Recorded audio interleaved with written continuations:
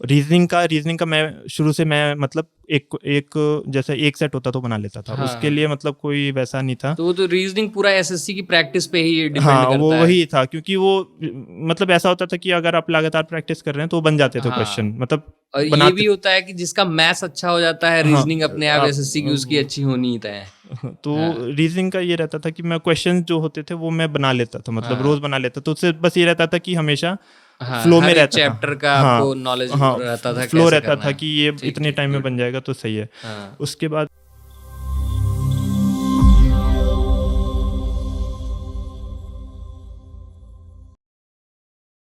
Hello, dear aspirants. Today we are introducing our selected candidate Sahil as a GST inspector. तो आज हम लोग इनसे बात करेंगे, जानेंगे कि इनकी स्ट्रेटजी क्या रही, कैसे इन्होंने तैयारी को अपने प्रिपरेशन को अपने अच्छे से किया और कैसे ये फर्स्ट टाइम में ये सेलेक्ट हुए।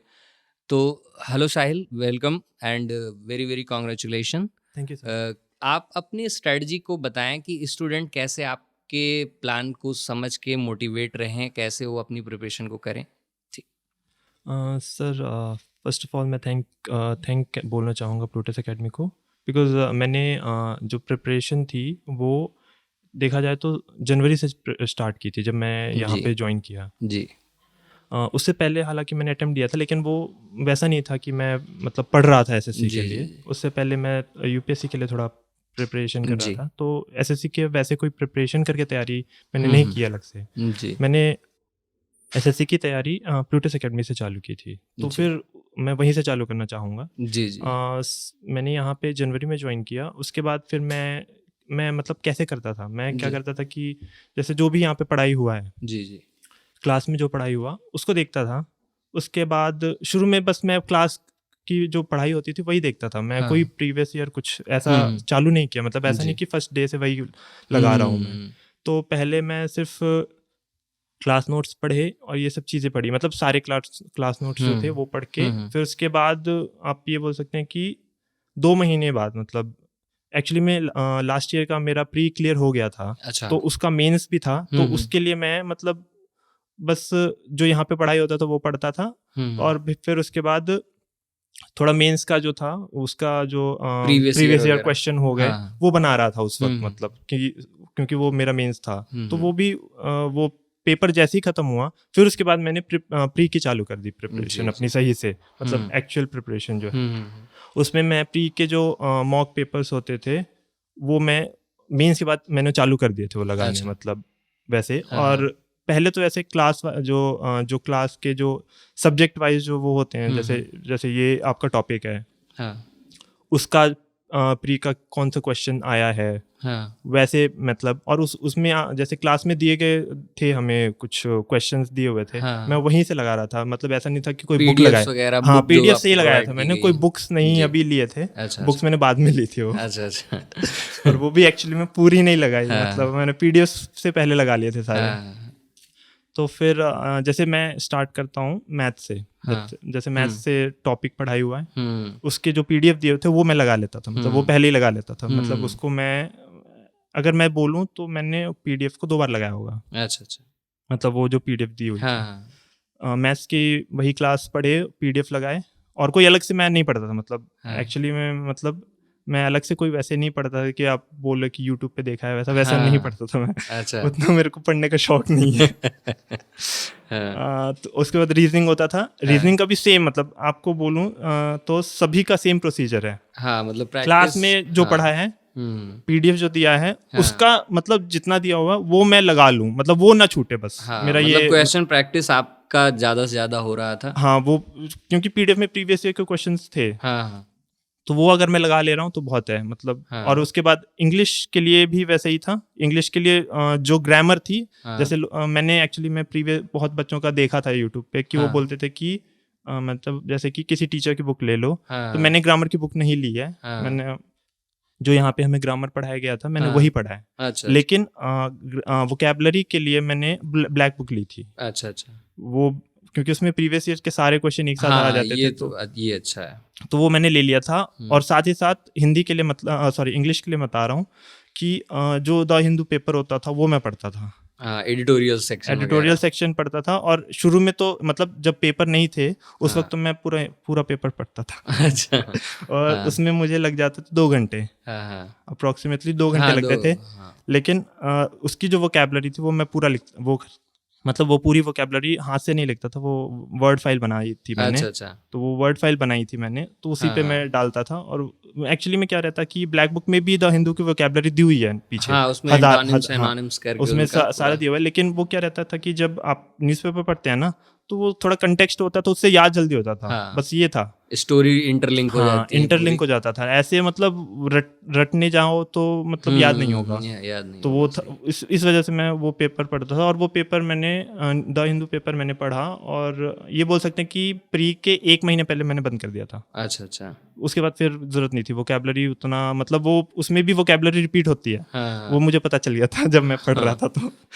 तो वो था। और सिनोनिम्स, एंटोनिम्स और ये आपका वर्ड मीनिंग्स वगैरह जो थे वो रीअरेंजमेंट, फिलर्स वगैरह, ये सब तो आपका ये केवल न्यूज़पेपर पढ़ने से ही हुआ था। उसके लिए मैंने अलग से कुछ नहीं किया था। हाँ, वो जैसे आपका कॉम्प्रिहेंशन वगैरह हो गया, इसका मतलब मैंने उतना प्रैक्टिस नहीं किया था। ये न्यूज़पेपर से जो पढ़ा था उसी से हुआ है जो भी हुआ है। और हाँ, लेकिन जो ये आपका पैराजम्बल्स हो गए और जो ये क्लोज टेस्ट टाइप के जो क्वेश्चंस होते हैं, क्लोज टेस्ट भी द हिंदू से मैक्सिमम हो गया था।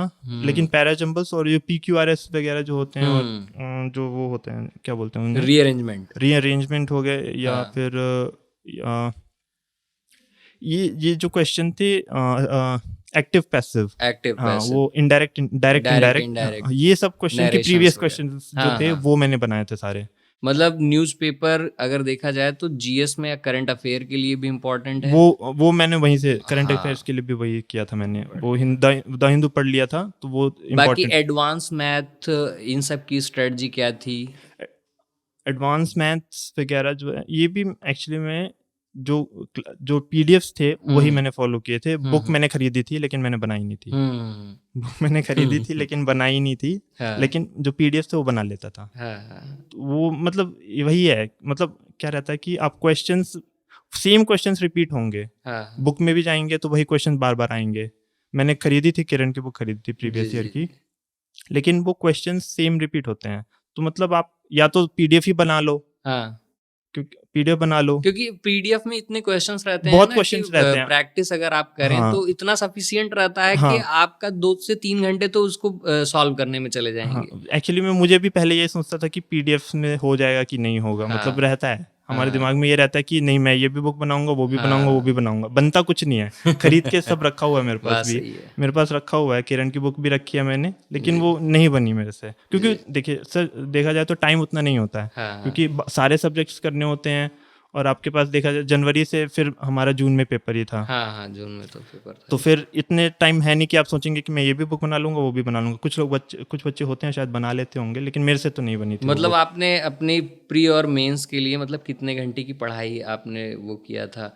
स्ट्रेटजी कितने आपने, मैथ्स को कितना टाइम दिया, रीजनिंग को कितना टाइम बाउंडेशन करके आप चल रहे थे? वैसा नहीं सर, मैं बस ये देखता था कि जो हुआ है वो मैं कंप्लीट कर रहा हूँ कि नहीं कर रहा हूँ, बस उतना ही। मतलब ऐसा नहीं था कि 2 घंटे मैं मैथ पढ़ रहा हूँ तो मैथ ही पढ़ूंगा।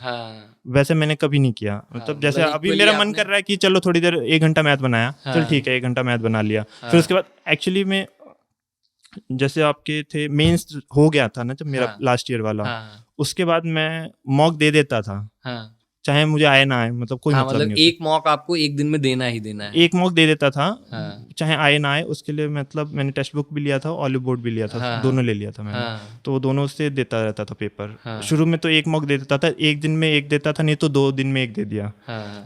मॉक में कम नंबर आते तो कोई मतलब नहीं है, बस वो क्वेश्चन एनालिसिस जब आप करते रहे, वो क्वेश्चन जो नहीं आते थे वो मैं बना लेता था। तो बेसिक देखूं तो क्लास में जो पढ़ाया वो, उसके बाद पीडीएफ जो दिए थे वो पूरे बनाने हैं, मतलब वो बनाने हैं, मतलब उसको मत छोड़ो। क्योंकि या तो वो बनाओ, नहीं तो वो बहुत मोटी सी बुक है वो बना लो। तो दोनों में से जो दिए हुए क्वेश्चन है वो बनाना ज्यादा आसान है। सही है, सही बात। ये हो गया। और उसके बाद प्रीवियस ईयर के क्वेश्चंस, मैथ का वैसे ही किया, इंग्लिश के भी प्रीवियस ईयर के जो क्वेश्चन लगाए थे वो इंग्लिश में, लेकिन स्पेसिफिकली सिनोनिम एंड वो सॉरी जो आपका ये होता है पैराजम्बल्स और ये जो होते हैं उनके प्रीवियस ईयर्स बनाए थे मैंने, कॉम्प्रहेंशंस वगैरह उसके प्रीवियस ईयर बनाए थे। बाकी जो ग्रामर वगैरह थे वो पीडीएफ जो दिए हुए थे उसी से बना लिए थे मैंने, उसके लिए अलग से बुक का कोई वो नहीं किया था मैंने। रीजनिंग का मैं शुरू से मैं मतलब एक जैसे एक सेट होता तो बना लेता था, उसके लिए मतलब कोई वैसा नहीं था। तो रीजनिंग पूरा एसएससी की प्रैक्टिस पे ही डिपेंड करता है। वो वही था, क्योंकि वो मतलब ऐसा होता था कि अगर आप लगातार प्रैक्टिस कर रहे हैं तो बन जाते थे क्वेश्चन, मतलब और ये भी होता है कि जिसका मैथ्स अच्छा हो जाता है, रीजनिंग अपने आप एसएससी की उसकी अच्छी होनी ही तय है। तो रीजनिंग का ये रहता था कि मैं क्वेश्चन जो होते थे वो मैं बना लेता था, मतलब रोज बना लेता, तो उससे बस ये रहता था कि हमेशा फ्लो में रहता चैप्टर का आपको नॉलेज रहता था, फ्लो रहता था कि ये इतने टाइम में बन जाएगा तो सही है। उसके बाद सर जीके के लिए सर क्लास में जो पढ़ता था वो पढ़ता था, उसके बाद प्रीवियस ईयर जो क्वेश्चन हो जाते थे वो देख लेता था, और साथ साथ एक लूसेंट की बुक आती है वो पढ़ी थी मैंने, वो भी मैंने हिस्ट्री वाला पार्ट और साइंस वाला पार्ट पढ़ा था पूरा, बाकी पॉलिटी वगैरह सब तो यहीं से पढ़ा था, वो पढ़ लिया था। बाकी उसका भी मतलब बुक थोड़ी वैसी है कि वो उतना पढ़ने का मन नहीं करता, लेकिन उसको ऐसे पढ़ सकते हैं कि पहले क्लास में जो दिया है ना वो पढ़ लो पूरा। उससे क्या रहता है कि थोड़ा सा जब आपको कंटेक्स्ट मिल जाता है ना तो फिर वो बुक पढ़ लेते हैं तो फिर हो जाता है। नहीं तो ऐसे पहले वो पढ़ने जाते तो पूरा बस फैक्ट लिखा हुआ है तो दिमाग में आता नहीं है वो, चाहे कितना बार भी पढ़ लो। तो इसीलिए पहले क्लास में जो होता था उससे थोड़ा कंटेक्स्ट पता चल गया, उसको एक दो बार पढ़ लो, तो वो कंटेक्स्ट एक बार जब आपको पता चल जाए तो फिर आप लूसेंट पढ़ लो, फिर वो हो जाता है, और फिर प्रीवियस ईयर के क्वेश्चन बन जाएंगे। और जो क्वेश्चन नहीं बने उसका टेंशन नहीं लेता था, क्योंकि मेरे से नहीं बना तो वो नहीं बनेगा, बहुत कम है वो बनेगा, क्योंकि जैसे अभी मेरे मेंस में 19 क्वेश्चन अटेम्प्ट किए थे, एक रॉन्ग हुआ था, 18 सही हुए थे। अच्छा, जीके में। अच्छा। और रीजनिंग में थे 30 में से मैंने 29 अटेम्प्ट्स किए थे। अच्छा। और एक रॉन्ग हुआ था बस। बहुत बढ़िया। और सर मैथ का तो पेपर बहुत वो हुआ था, मतलब इस बार प्रैक्टिस छूट गया था बीच में, तो मैथ का थोड़ा वो हो गया था, तो उसमें कैलकुलेटिव पेपर था और बीच में मेरा प्रैक्टिस छूट गया था पेपर से पहले। मैथ का पोर्शन एक्चुअली में क्या हुआ था ना, मैथ का मेरा प्री में अच्छा था, प्री में मैथ ही पूरा 24 किया था, तो शायद पता नहीं 23 सही हुए थे, एक गलत हुआ था शायद, तो मैं थोड़ा सा कम कर दिया था, क्योंकि जीके में बहुत खराब हुआ था प्री मेरा। अच्छा। सिर्फ 11 क्वेश्चन किए थे, 11 ही सही हुए थे, मतलब ये था कि मैं एक चीज और ध्यान रखता था कि मतलब एक्यूरेसी खराब ना हो मेरी, तो वो मैं हमेशा ध्यान रखता था। 90% से ऊपर एक्यूरेसी तो मिनिमम होनी ही चाहिए, उसके बाद ऊपर जितनी बढ़ जाए उतना कोशिश करता था। इसीलिए मेरा वही कोशिश रहता था कि नेगेटिव मार्किंग ना हो, क्योंकि नेगेटिव मार्किंग होता तो वो तो दिक्कत करता है, वो 3 मार्क्स तो जाते ही हैं, साथ में 1 और चला जाता है एक्स्ट्रा, 1/3 होता है ये। हाँ, तो वो चला जाता है, इसीलिए मैं कोशिश करता था वो। तो मैथ मेरे 19 सही हुए थे और अटेम्प्ट कम किए थे, तो 22 अटेम्प्ट ही कर पाया था। उसमें शायद वो क्वेश्चन में जल्दी में कुछ गलती कर दिया होगा, नहीं तो गलत नहीं होता मैथ में, मुझे लगता था कि गलत नहीं होगा, 22 किए हैं तो 22 सही होने ही चाहिए, तो वो तो रहता ही था। रीजनिंग में एक गलत हुआ था और इंग्लिश में भी 42 सही हुए थे, मतलब 45 आता है क्वेश्चन और 42 44 किया था सर मैंने, एक छोड़ दिया था। अच्छा। हाँ, और कंप्यूटर का तो खैर कंप्यूटर में तो वैसे ही एक यूट्यूब पे रहता है, PDF वगैरह कहीं से डाउनलोड कर लो कुछ, उसमें उतना ज़्यादा बहुत आसान पेपर रहता है उसका, उतना टेंशन नहीं होता है। तो जैसे आपका रैंक वाइज आपने सेलेक्ट प्रेफरेंस में जीएसटी इंस्पेक्टर डाला था? पहले सर दिल्ली का हूँ तो दिल्ली की जो पोस्ट मिलती थी वो सारी डाल देता था। अच्छा। दिल्ली की जो पोस्ट रहती थी वो डाल देता था, उसके बाद GST excise inspector, GST inspector, GST डाला था, लेकिन इसमें भी जीएसटी में भी मैंने दिल्ली डाला था। अच्छा। लेकिन वो क्या दिल्ली की साइड का तो बहुत मुश्किल था। उसके बाद मैंने मुंबई वगैरह मुझे जाना नहीं था, तो मैंने केरला डाला था। अच्छा, बढ़िया। जैसे साउथ में जाना है तो केरला ही चले जाते हैं। अच्छा।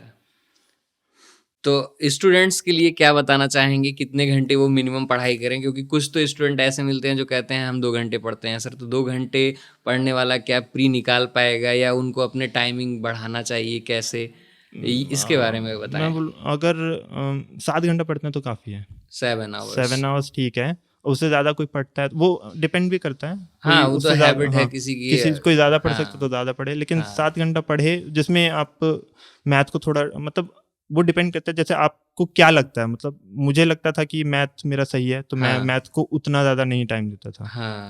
रीजनिंग, मतलब एक मिनिमम जो होता है कि क्वेश्चन बनाने हैं, सभी के बनाने हैं। हाँ। वो तो मतलब मैं ये बोलूंगा कि आप रोज क्वेश्चंस जरूर प्रैक्टिस बनाइए। मतलब करना है हाँ, हर क्वेश्चंस रोज एक बनाइए टॉपिक पे। हर एक जो सब्जेक्ट है सबके क्वेश्चंस हाँ। जरूर बनाने हैं। अब उसके अलावा आप क्या पढ़ना चाहते हैं वो जी। आपको डिपेंड करता है कि आपको किस में लग रहा है कि यहाँ मेरे को थोड़ा और स्ट्रांग होना पड़ेगा, हाँ हाँ या यहाँ पे ठीक है जितना है अभी उसी हाँ बस क्वेश्चंस। क्योंकि क्वेश्चंस जितना ज्यादा प्रैक्टिस करेंगे, क्योंकि टॉपिक पढ़ के कोई फायदा नहीं होता है। हाँ टॉपिक एक ही बार पढ़ना है, हाँ। क्वेश्चन बहुत बहुत बार कॉन्सेप्ट बनाने हैं। एक बार सीख करके फिर उसको अप्लाई कैसे बहुत करना बार है क्वेश्चन मैक्सिमम। बनाने, जितनी हाँ बार बना सकते हैं उतनी अच्छी रैंक हो जाएगी। बस ये जी मैं बोल जी सकता हूँ। जैसे अगर मैं 6 महीने में अगर इतना पहुंच सकता हूँ तो अगले साल दोबारा से और बढ़ जाएगा। तो बिल्कुल। जो 1 साल देगा वो आराम से टॉप में आ सकता है वो।